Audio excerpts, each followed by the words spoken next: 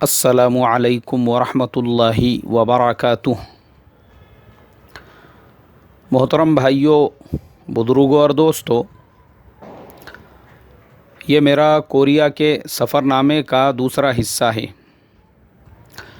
जैसा कि कल मैंने बताया था, अल्हम्दुलिल्लाह मेरी पूरी तैयारी वग़ैरह मुकम्मल हो चुकी थी और अल्हम्दुलिल्लाह जो निकलने की भी मेरी तरतीब थी, मैंने इस तरीक़े से तरतीब बनाया था कि एयर चाइना की रात में 2:40 पर जो फ़्लाइट निकलती है उसी में मैंने अपना टिकट बुक किया था। और मेरे जहन में ये था इतना लेट टिकट बुक करने का कि भाई मैं छुट्टी वग़ैरह ना लेकर अपने काम पे चला जाऊंगा। इंशाअल्लाह वहीं से जैसी छुट्टी हो जाती है फ़ौरन रेलवे स्टेशन पहुंचकर मुंबई, और फिर रात में अगर मैं 10:30-11 बजे तक भी एयरपोर्ट पहुंचता हूं तो 2:40 की मेरी फ़्लाइट है, तो मेरा पूरा जो दिन है वो मेरे काम में आएगा, मुझे छुट्टी लेने की ज़रूरत नहीं पड़ेगी। अल्लाह का फ़ज़ल करम एहसान ऐसा हो गया, एक दिन पहले मुझे पता चला कि जिस दिन मेरा सफ़र है उस दिन गवर्नमेंट की तरफ से छुट्टी है। हमारे काम पर भी छुट्टी थी।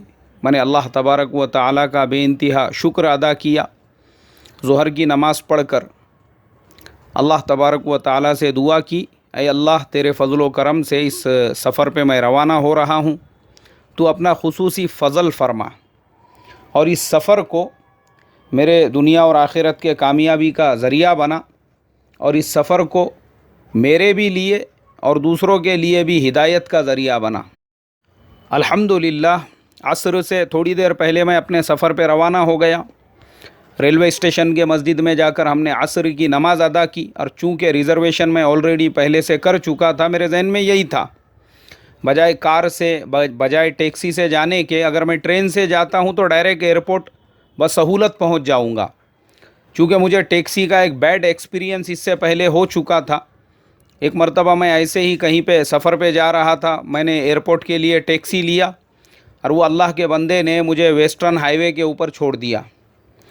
मैंने उससे कहा, भाई मैंने आपको पैसे दिया था एयरपोर्ट तक छोड़ने के लिए। उसने कहा नहीं हम लोग एयरपोर्ट के अंदर नहीं आते, हम लोग यहीं पे छोड़ते हैं। और मेरे साथ में सामान मुझे वेस्टर्न हाईवे पे उतर के फिर वहाँ से एक रिक्शा करके उसके ज़रिए से एयरपोर्ट तक पहुँचना पड़ा। वो काफ़ी तकलीफ़ हो गई सामान इधर से उधर लेने के लिए।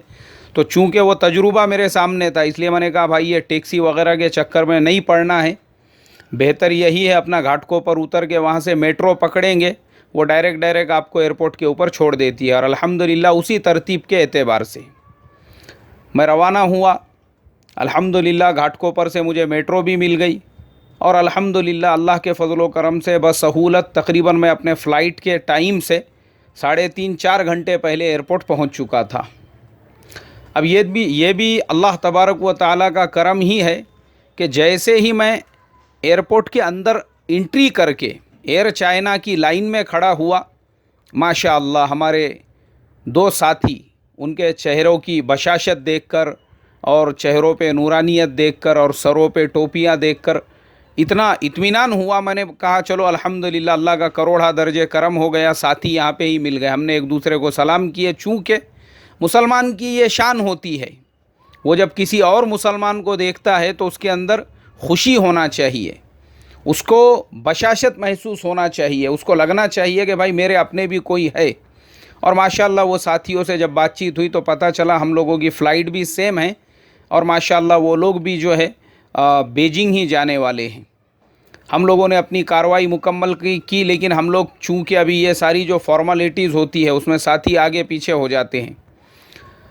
अब वो सामान वगैरह की जो फॉर्मेलिटीज़ थी वो पूरी होने के बाद बाकी की जो एयरपोर्ट की कार्रवाई होती है, उसके बाद मैं जब आगे बढ़ा तो चूँकि मेरी ईशा की नमाज़ बाकी थी एयरपोर्ट के अंदर, ये मैं आप तमाम लोगों को बताना चाहता हूँ, मुंबई एयरपोर्ट के ऊपर आप अगर कहीं पे सफ़र कर रहे हैं, एक मस्जिद तो एयरपोर्ट की पार्किंग के अंदर है नीचे के हिस्से में, वहाँ पर एक मस्जिद बनी हुई है।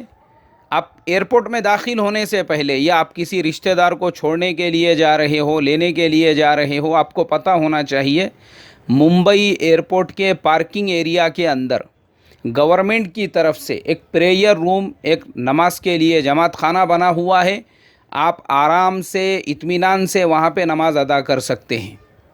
اور جو سفر کرنے والے ہیں، مسافر ہے، وہ لوگ جب امیگریشن وغیرہ سے پوری طرح سے فارغ ہو جاوے تو گیٹ نمبر 65 سے 78 کا جو راستہ ہے، جب آپ چلیں گے وہیں پہ رائٹ سائڈ کے اندر آپ دیکھنا بڑا جگہ جگہ پہ وہاں پہ ایرو بنے ہوئے ہیں، نشان بنے ہوئے ہیں، اس میں ایک پریئر روم کا نشان ہے. یا وہاں پہ جو سیکیورٹی والے یا کام کرنے والے ہوتے ہیں، کسی کو بھی پوچھیں گے، کوئی بھی آپ کو بتائیں گا. ماشاء اللہ اتنا بہترین وہ پریئر روم ہے، جماعت خانہ ہے. میں جب اس کے اندر گیا تو میری تو طبیعت خوش ہو گئی، چونکہ اتنی بڑی جگہ ہے. وہاں پہ ماشاء اللہ آپ جماعت کے ساتھ میں کہتا ہوں کم سے کم 150 سے 200 لوگ اطمینان کے ساتھ میں نماز ادا کر سکتے ہیں. اور خاص بات یہ ہے اس کے اندر وضو خانہ بھی بنا ہوا ہے. باہر طہارت خانہ ہے، طہارت وغیرہ سے فارغ ہو کے آپ اندر جا کر اطمینان سے وضو کر سکتے ہیں. اور ایک خاص بات، ہماری جو ماں بہنیں ہیں، مستورات ہیں، ان کے لیے روم، یعنی وہ پریئر روم میں جب داخل ہو جاوے تو پھر ایک الگ سے روم، اس پہ باضابطہ لکھا ہوا ہے لیڈیز پریئر روم. تو مستورات اس میں جا کر آرام سے اطمینان سے نماز ادا کر سکتی ہے. تو یہ میں خاص طور پہ اس لیے بتا رہا ہوں، اکثر ہم لوگ جو سفر میں جاتے ہیں، ہماری فلائٹ اگر لیٹ بھی ہے، ہم کو آرام کی بھی ضرورت پڑی ہے، ماشاء اللہ ایک دم اطمینان سے ہم اس جماعت خانے میں جا کر عبادت کر سکتے ہیں، اس میں آرام بھی کر سکتے ہیں. چونکہ ایئرپورٹ کا ماحول ایسا ہوتا ہے، نظروں کی حفاظت اور اپنے کانوں کی حفاظت اور یہ تمام چیزیں جو ہوتی ہے.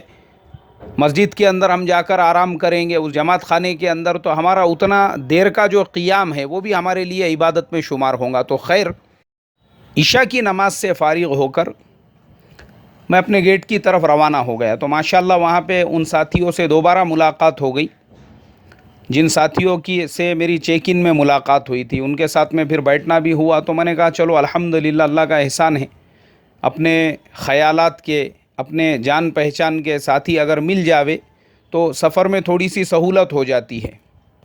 ایک اور اہم اور ضروری چیز جو مجھے وہاں پر پیش آئی وہ میں آپ تمام لوگوں کے ساتھ میں بھی شیئر کرنا چاہتا ہوں.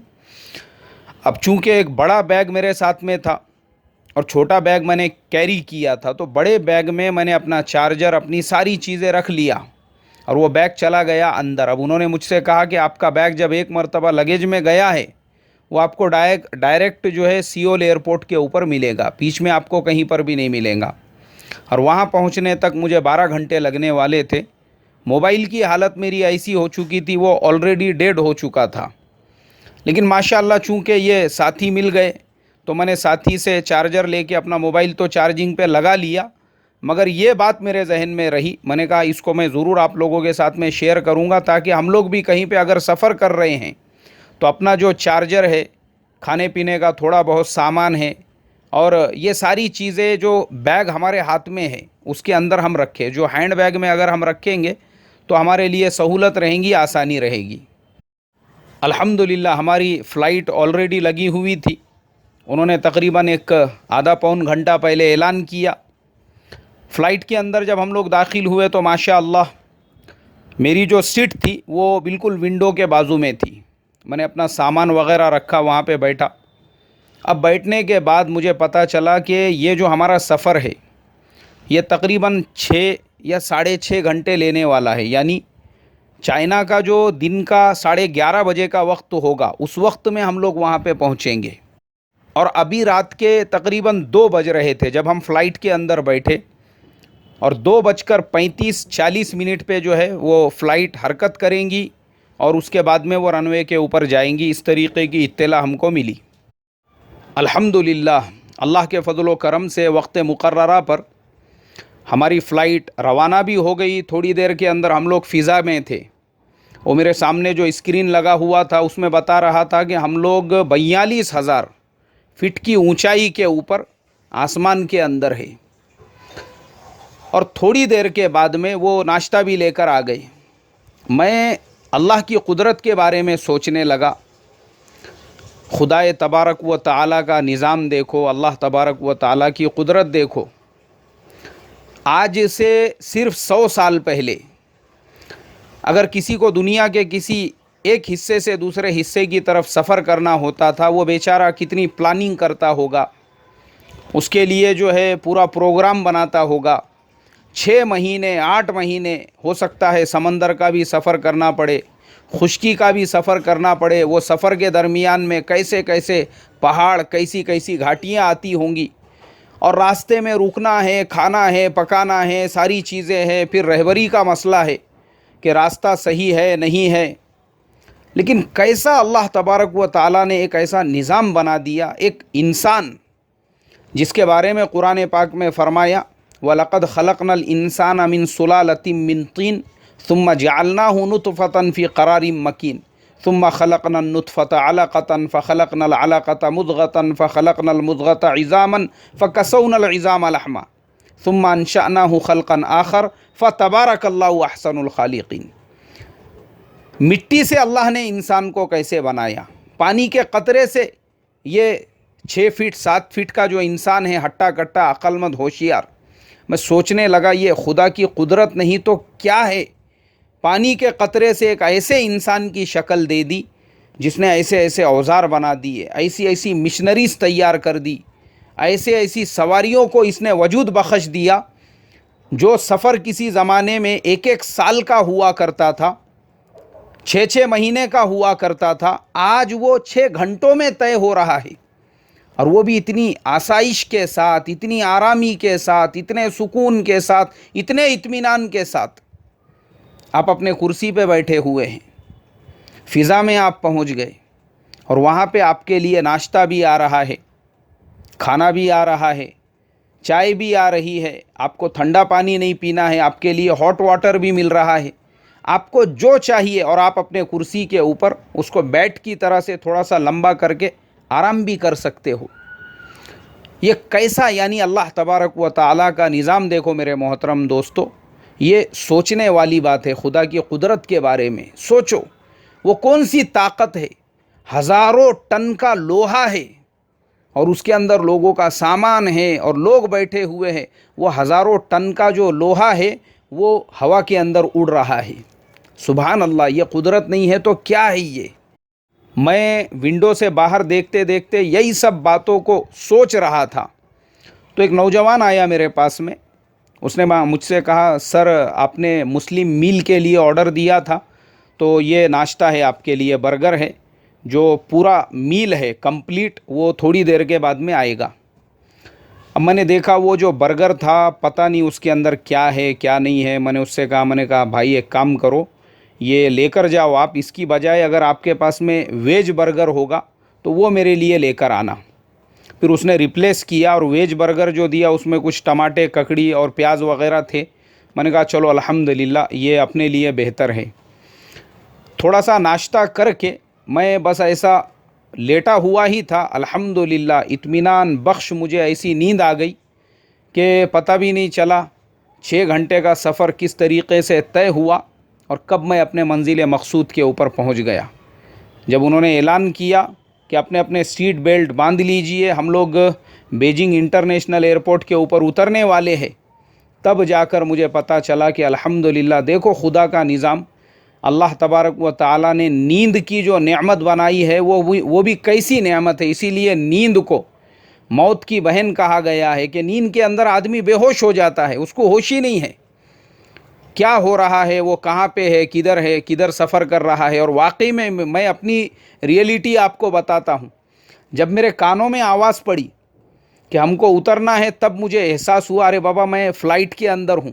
ورنہ مجھے ایسا لگ رہا تھا میں جیسا نارمل گھر پہ سوتا ہوں اسی طریقے سے میں آرام کر رہا ہوں. پھر اچانک میں اٹھا تو دیکھا ماشاء اللہ بیجنگ جو شہر ہے وہ نظر آ رہا ہے، اور ہماری فلائٹ جو ہے وہ آلموسٹ نیچے آ چکی تھی. اللہ کا کرم ہوا، احسان ہوا، فضل ہوا. وقت مقررہ کے اوپر ہم لوگ بیجنگ پہنچ گئے. بیجنگ پہنچنے کے بعد سب سے پہلا جو کام ہم کو کرنے کا تھا وہ یہ کہ چونکہ ہم لوگوں کو وہاں سے ٹرمینل چینج کر کے دوسرے ٹرمینل جا کے وہاں سے دوسری فلائٹ لینے کی تھی. چونکہ چائنا تو ہم کو جانا نہیں تھا، تو اس لیے الگ الگ راستے وہاں پہ بنے ہوئے تھے. جو لوگ چائنا کے لیے آئے ہیں وہ الگ راستے سے جائے، اور جو لوگ یہاں پہ ٹرانزٹ ہے یہاں سے کوئی اور جو ٹرانسفر ہے، کوئی اور فلائٹ لے کے کسی اور جگہ پہ سفر کرنے والے ہیں، ان کا راستہ الگ۔